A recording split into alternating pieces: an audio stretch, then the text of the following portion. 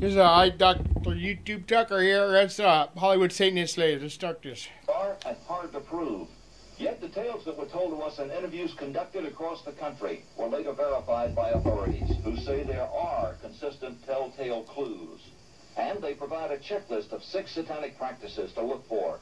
For example, being placed inside a coffin. 5 years old this year, and were you to visit its campus, you would see that it still has exotic clubhouses, which look like tombs where Yale's legendary secret societies meet. Their prestige and importance have largely evaporated, but the rituals are still a secret. And so when we heard that some enterprising characters had managed to spy on the famous Skull and Bones Society, well, we couldn't resist. Here's ABC's Dan Harris. The videotape provides a grainy glimpse into what appear to be the initiation rituals of a secret society that's been around since 1832, whose members have gone on to be leaders of Wall Street and the White House, the Senate and the Supreme Court. They're sort of trying to scare the initiates, make them, disorient them, frighten them. From their perch, Rosenbaum and his cohorts taped the tomb's courtyard. What they captured, they say, was initiates, known as neophytes, being forced to kiss a skull, then members performing a mock killing. It may look like your average fraternity nonsense, but Rosenbaum says it's not.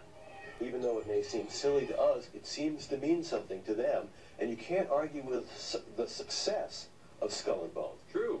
Famous alums include senators, John Kerry and John Chafee, to name 2, cabinet secretaries, such as Averell Harriman, and 3 presidents, William Taft, George Bush, and George W. Bush, who's been reluctant to talk about Skull and Bones.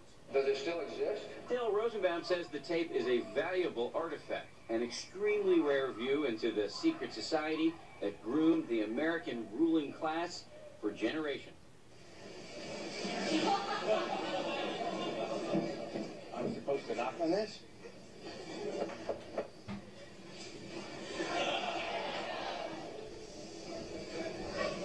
Welcome to the show. Thank you, Jerry. What is your name? I'm Zach. You're Zach. No. No. With those teeth?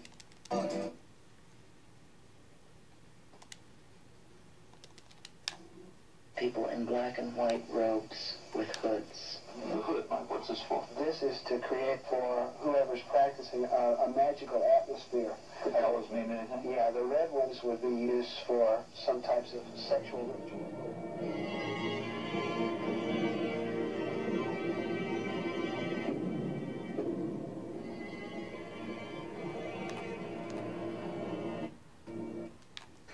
Believe that they do. We can't prove that they...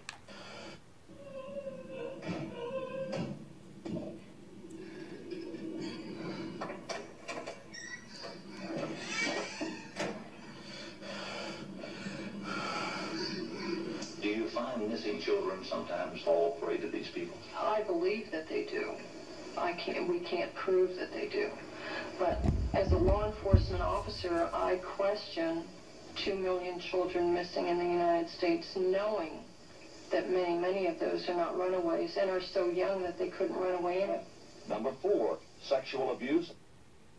British police now believe BBC personality Jimmy Savile, who died last year, may have abused around 300 children over the course of 6 decades. He was, police say, a predatory sexual offender who committed abuse on an unprecedented scale. For example, in the 1980s, one of the earliest cases reported, a young girl told police that Savile had assaulted her at a BBC TV centre in London. So, ladies and gentlemen, all we can say is... When you first watch it, it just seems like a bit of fun with Jimmy Savile. Until you knew what was happening to the woman on his right. In her first broadcast interview, Sylvia Edwards told Sky News Jimmy Savile molested her on camera in the Top of the Pops studio. And I just felt his hand go under the... And that's what I said, I jumped up. But I went to go back down again because I couldn't go anywhere. And all of a sudden his hand was still there. So I was trying to push it away, but he wouldn't get out. I mean, I just screeched. But I started feeling embarrassed because where can you go? I had all these people in front of me and I couldn't get down these step things, so I had to just stay there. But I was just trying to push it, and I was just getting really flustered. Sylvia was 18 at the time. She says she told a man with the headset what had happened, but he said, that's just Jimmy Savile. I just found this man that was something, I don't know what he was doing next to a camera. And Sex offender. I said, you know, he's really filthy. He's putting his hand up my skirt and there. And he said, oh, no, don't be so stupid. He said, that's just Jimmy Savile. Go on, get out of the way, go away. And he said to you, that's just Jimmy Savile? Yeah. He said, don't be stupid. He said, oh, you know, just go with it. He said, out of the way, come on, out of the way. He said, that's just Jimmy Savile. Don't worry about it. Many people in Britain are questioning how his behaviour went unchecked for so long, and the scandal is infecting his main employer, the BBC. Savile became one of Britain's most popular entertainers, host of the smash hit programme Top of the Pops, as he forged a reputation as a tireless fundraiser, as he was knighted by the Queen and the Pope. He was, it now seems, leading an appalling double life. No, they knew about it. Abusing scores of young girls. They knew and about it. some They're all the boys, same Satanist some in church. hospitals, some in care homes, some in the very studios that made him a star. That his offending started in the 1950s, 1958, and went on to 2006. So we're talking about 4, 5, 6 decades of abuse. This is a man who was, I think, for all intents and purposes, in modern day life, an untouchable.